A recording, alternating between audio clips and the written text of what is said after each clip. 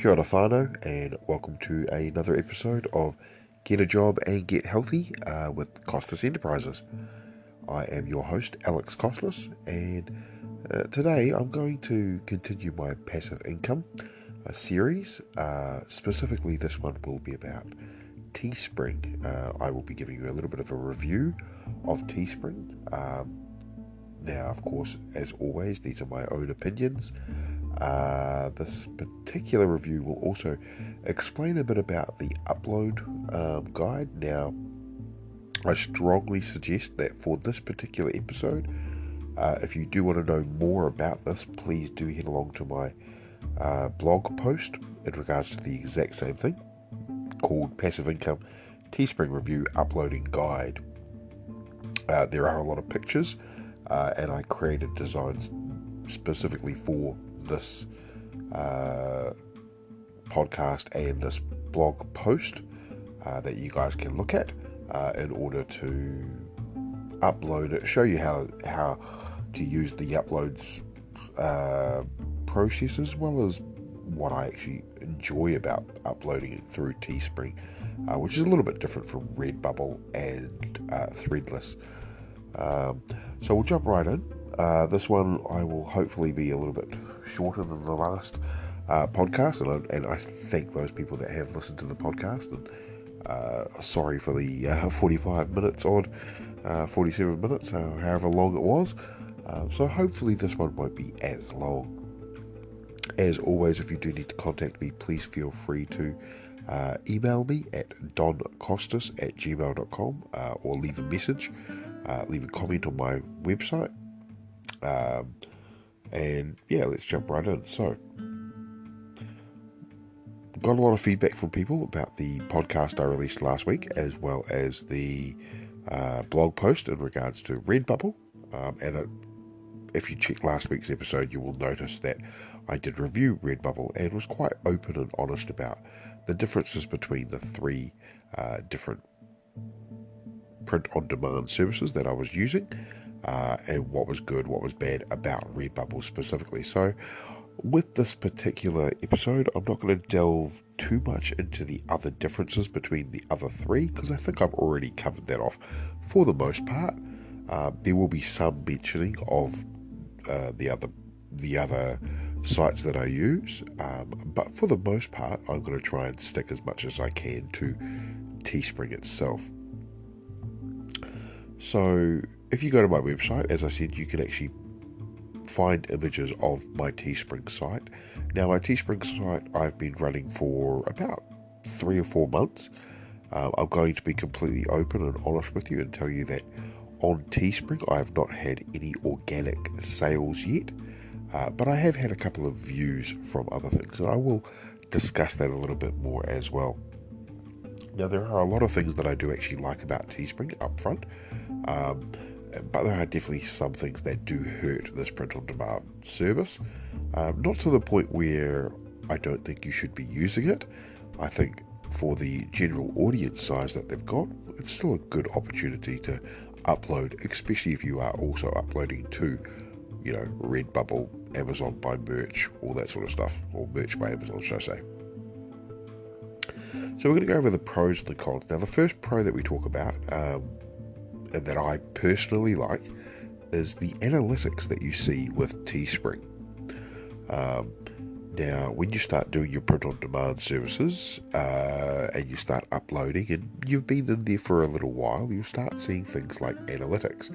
Now, on some sites, it's really easy to see. Other sites, it's not so easy. So, for example, with Threadless, there's very little analytical stuff that you can actually look at. In fact, it's very hard to find it. With Redbubble, you can see some analytics, but you can't delve as deep as you can within TeeSpring. With TeeSpring, you can go into an actual graph, see how many views, how many sales.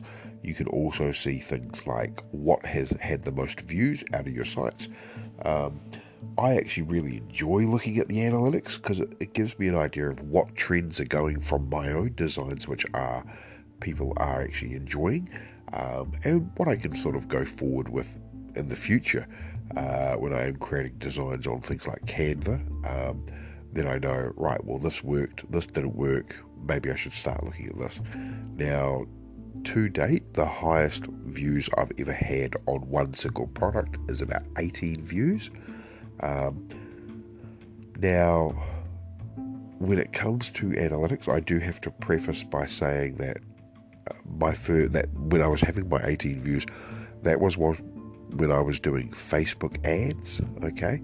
And those Facebook ads were generating a lot of views towards my sites because I was having people to click on it and get taken to that particular design or that particular site. One of the things I will also cover off is a trust score, TeeSpring trust score, and we will talk about that a little bit later on. And one thing that's cool about the analytics in regards to your trust score is you can tell when it is actually that you have achieved a trust score by looking at your analytics. Now, as I said on my website, I've got a lot in this particular blog post. I've got about 7 or 8 images, all showing, what designs are the ones that I'm looking at, what are we looking at, the time period, and this is the time period for the last month. So you might be saying, well, hang on, Alex, what is a trust score, and what is this trust score? And so if it's the first time you're hearing about this, the trust score basically means that, well, one, you haven't listened to my previous podcast episode, or you haven't read one of my previous posts. So let me explain it a bit now. TeeSpring have advised that they will do advertising for you in the first instance. However, they will only do that when you gain a positive trust score. Now, you can't just obtain a positive trust score just by uploading designs to TeeSpring. You actually have to make organic sales yourself. Now, usually this means getting a sale between either 1 sale or up to 25 sales to get a positive trust score. Now, people don't realize that when they're using TeeSpring, how important getting that trust score is. If you want to generate income passively using TeeSpring, you need your trust score to be positive. You need an actual trust score, so your designs are seen by everyone. Now, TeeSpring do advise that when you do sign up, you need a trust score in order to be added to their marketing campaign, which is what you want. You want to be part of their marketing because they will then advertise for you for free. You don't have to put any resources into it. However, what TeeSpring doesn't tell you is how you gain one of those positive trust scores. There are no actual key performance indicators or KPIs set out for you to find those out. So, from what I've viewed from YouTube and also what I've gathered myself, I personally have had 3 organic sales. And when I say organic sales, I mean that 3 sales have gone ahead, but I have usually organised them. So I've created a new account and sort of bought a sticker, or I bought a cup, or I bought, I think I bought a t-shirt. So I generated 3 sales through this. Now, 2 of the sales were mine, 1 of the sales was not mine. That has now allowed me to get a positive trust score. And by looking at the analytics, I've actually been able to see that people have been visiting my designs, and given that I haven't done any Facebook ads in about a month, and they only ran for about a week each, then I can safely say that I can now identify that I've got that trust score. So that's where using the analytics and having the analytics there and learning how to use them is actually really, really helpful. It's a good way of being able to look at your site and, make sure that even though you won't see the ads that TeeSpring is doing with your designs, you will actually at least be able to see traffic coming to your site. Now, the other way that traffic gets sent to your site is by keywords and designs. Now, we will talk about keywords and headings and all that sort of fun stuff as well, because all of that is in this little part that we talk about. Pardon me. So the second thing that I really, really enjoy about TeeSpring is the ability to change your storefront. Now, this is sort of a positive as a result of a negative, if I'm going to be honest. So it's more about a cosmetic fix than anything else. So up front, Threadless, for example, has a very little storefront customization. Okay, it looks very blocky, and there's massive pictures of your designs as opposed to your designs on products, which is what most people want to see. With Redbubble, it's very much the same, but at least their algorithm has the ability to explore designs, and then you click on the products from the designs and all that sort of stuff. But at least you get a lot more designs on a page than you do with Threadless. With TeeSpring, not so much. So if I clarify, what I mean here is, say for example, you upload your design to TeeSpring. If you upload your design, you have the ability to click multiple products that you want to sell with that design on it. The problem with this is those designs will automatically be uploaded to your storefront as one after the other. So if you don't know how to customize your storefront, which I do suggest anybody that is using TeeSpring learn how to do this, it means that you'll have like 15 designs, and say you have 5 products for each design. Well, people will have to scroll for hours to try and get to each individual design, because all they'll see is the 5 different products each time you've posted the design. So there is a little bit of customization you can do with the storefront to fix this, and that is quite simply going into so when you're looking at TeeSpring, if you go to the left hand side of your dashboard, you will see on the right hand side, you will see a storefronts. So you click the storefronts, open that up, and then you'll see a little box with your store, and there's an option to view store, and in the top right hand corner you'll see a little pencil with that looks like it's writing. You click that and you can edit your storefront. Once you click the edit storefront, you'll be taken to a new section where you can actually change things like your banner and your header. But the most important one for this particular part that we're talking about is you can click products, and then when you click the products, you can then favorite the products that you want people to see first. So that means that all that other stuff that's at the back will be where it is. It'll be at the back. It won't be, the first thing the customer sees is 5 products for the same design, as opposed to just the design. So that is the difference between TeeSpring and Threadless and Redbubble, is you don't get to just pick the design. When you're looking at the storefront, it's products or nothing. So you can show off sort of other products by favoriting each particular one, but when you start uploading, quite a few designs, what you want to do is you'll only want to sort of favorite one of each of the products that you're wanting to create. Otherwise, you'll be there for ages.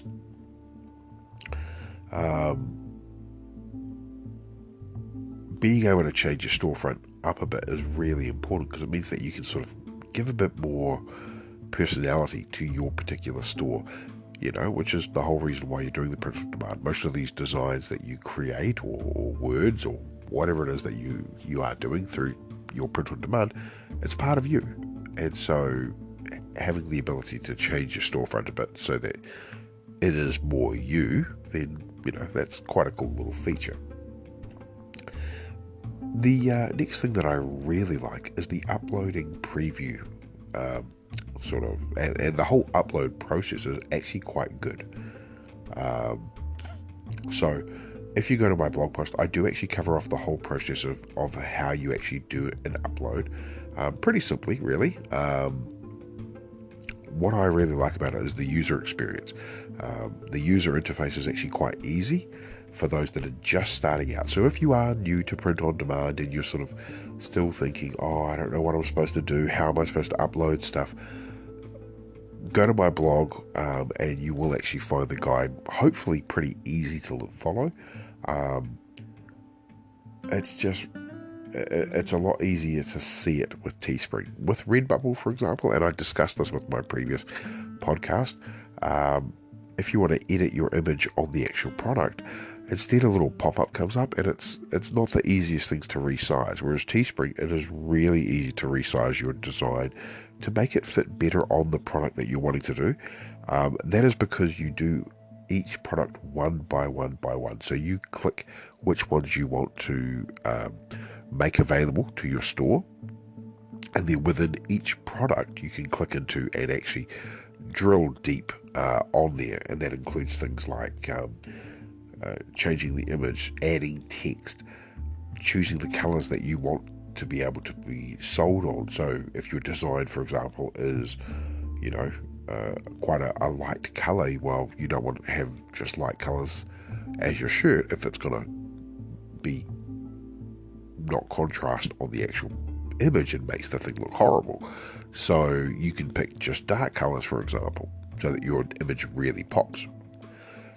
The next thing you've got the ability to see what the customer sees first. So if you choose, for example, a t-shirt, then it'll say, do you want the design on the front, on the back, and what do you want to see? What colour do you want them to see it on? Do you want them to see it on black? Do you want them to see it on purple or orange, whatever? So that's another option that you can play around with.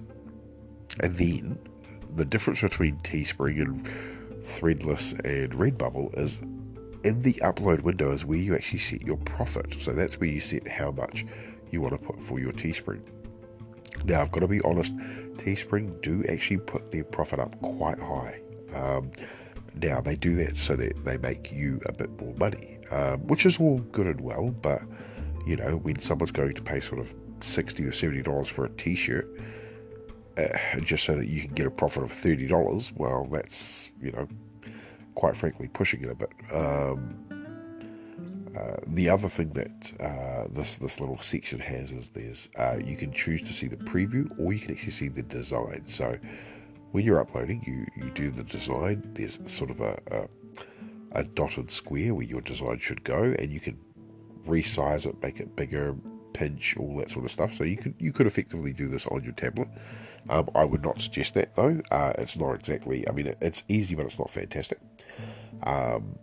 Still pretty good.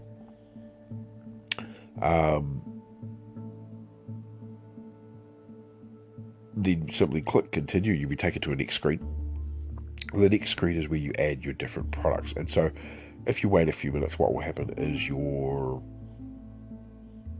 design will be started to be pre-filtered on what looks like images of the products that you want to add. And it's like for the design that I created one called Footlong Hugs, with a cat basically hugging a Subway footlong.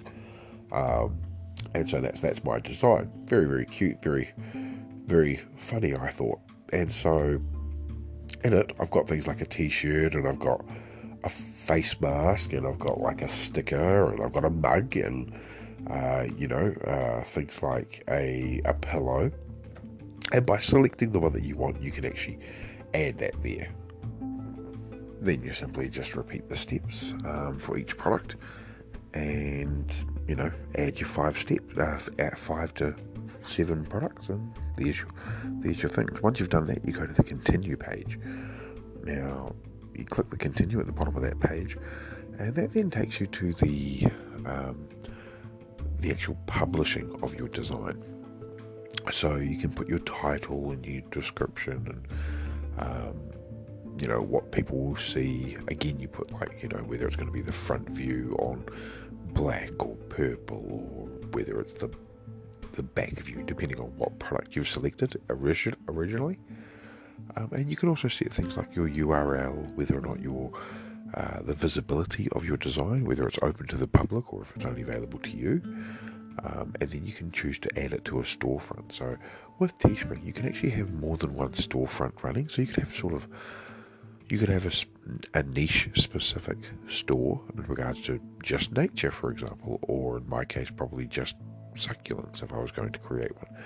And that would still be linked to your main account, but it would just create a new storefront where you could just deal with one sort of design. And then after that, after you've said everything, you just go publish listing, and then it'll take a few minutes, and then your listing will be published and will be available to be searched in TeeSpring. Now, here's a little tip. In my previous podcast episode, I talked about tags and how important tags are in Redbubble. Now, TeeSpring does not use tags. Instead, it uses keywords and also your titles. So you have to make sure that anytime you title something, that you mention that title or something very similar to that title in your description. So, for example, in the example that I use for this guide, it was Footlong Hugs was the name of the title. And so in my description, I would mention that, do you like footlongs? Do you like hugs? Do you like cats? What about all three? Or something like that. It's like, do you like footlong hugs? So as long as your keywords and title are in the description, it will start to get more views, which is how, of course, Redbubble finds everything. How TeeSpring finds everything. So the other thing you have to remember as well is once you've published your design, as I said before, say for example you're uploading about 5 or 6 designs all in one day. Once you've done that, you'll then need to go into your storefront and do the favorite thing that we talked about. Otherwise, when people scroll down, they will just see product after product of the same design as opposed to all of your different designs, and then when they click into it, they can see other products that your design is currently available on. If you want to actually view the product, there is a link in the blog post, and that will take you directly to it. Now, cons. So there are some cons, and most of the main ones I've already talked about previously on the last podcast episode, but we'll go through them anyway. So the first con is actually the TeeSpring trust score. So you'd be like, well, hang on, why is this a con? Pretty much the reason why it's a con is it's a bit of a catch-22. And for those that know the phrase, a catch-22 is where it's a positive and a negative. So it's a nice once you have a trust score, but the negative part is you need to generate organic sales of up to 1 to 25 sales in order for you to gain a trust sale. So, there's no actual clear definition of this is how you gain a trust scale. This is what you need to do to meet these trust scales. Like, is it a monetary thing? Is it a amount of views that you get? Is it traffic that's directed to your site? Is it just sales in general? Like, do they have to buy 2 sales at once? Like, there is no clear definition on TeeSpring's website of how you gain this trust score, because it's all done on a case-by-case basis by TeeSpring themselves. So that's the sort of negative part of it. Now, of course, once you've got a trust score, as I said, you get added to their marketing, and your designs will start to be filtered out across things like Facebook and all that sort of stuff. So that's where it's a positive of having the trust score. But the negative part is getting to that stage where you can actually be at a positive trust score. If you're just starting out on print on demand, you're going to find it very, very hard unless your designs are amazing and you've got enough marketing behind your designs to sort of generate that kind of income. So I sort of put a tip here. So it sounds a bit silly, but the way I got a positive trust score, and I said it before, was I simply made 3 purchases from different accounts. Well, I made 2, but my partner made 1 as well. making it 3 separate accounts. Now, of course, this costs you money, and you may have to get up to 25 sales for it to actually work. But, you know, if you're like me and you want to be faster getting the trust score, then that's an idea for you, but it will cost you money. So do it your own risk and know that there is no guarantee. Now, each time I was buying an item, it was sort of 2 or 3 items. So, you know, while my profit would have only been about $3 or $4, it's still, you know, it still generated a sale, which I think is the main thing. Now, number 2 is the default pricing. So, default pricing set by TeeSpring is way too high. Now, that's not to say that the products are priced too high and that, you know, the products are crap quality or anything like that. The products are really, really good quality. Like, we're not talking about shit here. But the default profit price is what I'm talking about. Now, once you gain your trust score, or if you're still trying to get a trust score, the first con is, while you're trying to get that trust score, the person that is trying to buy your design might see that your t-shirt, that, you know, usually they could buy a t-shirt for $14 to $15 US, is now sitting at around, you know, $24, $25 US. Now, that is fine when you've generated quite a few sales and, you know how much the niche is and how much the design is worth and all that sort of stuff.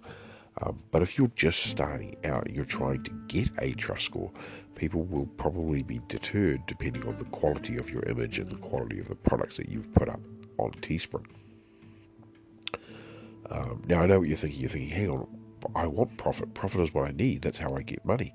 Well, yes, it is. But when you're starting to build up your trust score, you want to make sales first, and sales are more important. So you can always go back and change your future sales to be a bit higher if you need to. Now, for me, you know, say for example, someone's buying a sticker.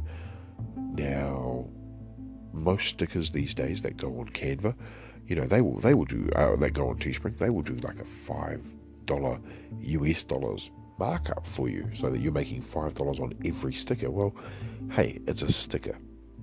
It shouldn't be costing sort of $10 for a sticker, especially when you're considering that the sticker itself is not huge. You know, it's a simple, small sticker. So I sort of make a profit margin of most of my items of between sort of $2 to $5. There are some products that I go a little bit higher. I just leave them as the minimum. Like, for example, with Teespring, adding things like phone cases for Samsung or for Apple are really, really, you know, it's real troublesome, because they've got all of the different models listed there, and you have to go through and price each one not only in US dollars but also in euros, which, you know, when you're looking at about 5 or 6 different ones across both currencies, by the end of the time you're just like, you know what, I don't feel like doing this, when you've still got other pricing that you've got to do for each other design that you've created. So yeah, I those are the ones where I just leave those as is, and to date I have not sold any phone cases, so there is still a chance that I will probably drop those at some point in time. But at the same time, like, it's like, don't be greedy with your profits. Like, your profits will come. That is the whole point of this passive income, is you can sit back and let it earn money for you. So do exactly that. You know, go do the cocktail parties that you want to do when you become sort of financially free, or you, you know, when you want to host the Queen, for example. Well, you can do that sort of stuff, but don't worry about making too much big profit to start off with. You can wait, and it will come to you, even with those little packages as well. Because if you're selling enough items, then you're going to generate more people looking at your store. If you start doing that, then they're going to see other items that they want, and they're going to start doubling up and buying more stuff. Now, the third con is, and I talked about this in my previous podcast episode. It was no tags. So tags, if you don't know, are a way of that Redbubble and Threadless both allow you to find different genres of the actual product that you're trying to sell. So for example, in this particular design, it is a cat holding a footlong, and it obviously looks hungry. So I could, usually I would tag it with cat hungry, Subway, footlong, cute, kawaii, all those sorts of things. And those would be my tags on that particular design. And hugs, of course, because hug is what the cat is doing. It's hugging the sandwich. And so all of those sorts of tags would be in there. Now, of course, with TeeSpring, there is no tags. So what they use instead is keywords and descriptions, which you're like, well, hang on, isn't it the same as tags? Well, it is and it isn't. So in the way of tags, these are tags that are tagged to your product. Redbubble uses so many tags that it's crazy. But whereas TeeSpring doesn't. Instead, what it relies on is you to make sure that your keywords and your definition and your description of the actual product are what they are, and it will take those keywords like dog or Shiba or anything like that, or cat in this instance, then it will find it based on those particular things.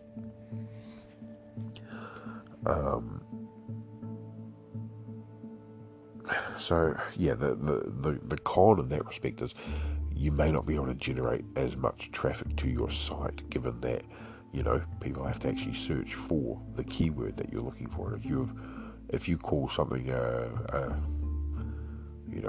if you call a spade, and it's actually someone calls it a gavel, which they wouldn't, but if they did, use this as an example, then there's nothing there. It won't find that particular part unless it was tagged. So be really, really careful with your descriptions, people, and your titles. You've got to make sure that these are, on point. You're not rambling in your descriptions as well. You're making them as, we want this person to buy this item, either for them or for a gift. And that could literally be what you say. Just mention the name of the design as well as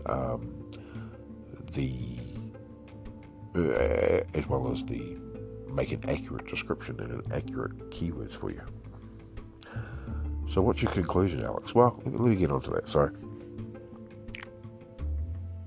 as I said from the start, I actually really do still like using TeeSpring. Now, I would recommend this for people to use as well as Redbubble. You will see positives and negatives with both, but the audience for both is still too big to ignore. You want to take advantage of both of these free, and all three print on demand or pod services are free websites that you can create. You don't have to put any money down. You're not expected to buy anything, nothing like that. So you might as well take advantage of all of them. Now, I want to thank everyone for listening to this podcast. I know it's a longer one. It's not as long as the last one, but still pretty long. Coming up in the next couple of episodes, I will tackle the Facebook ads campaign. I will also tackle possibly a Threadless review. And we also might try to get back onto the CV stuff a bit for those people that want to know more about getting a job, especially given that the amount of job losses that have popped up around. But until then, I want to say thank you for listening. I hope you have a great day, and feel free to contact me either through my blog, which will be in the show notes, or email me at doncostas@gmail.com. That's DONCOSTAS@gmail.com.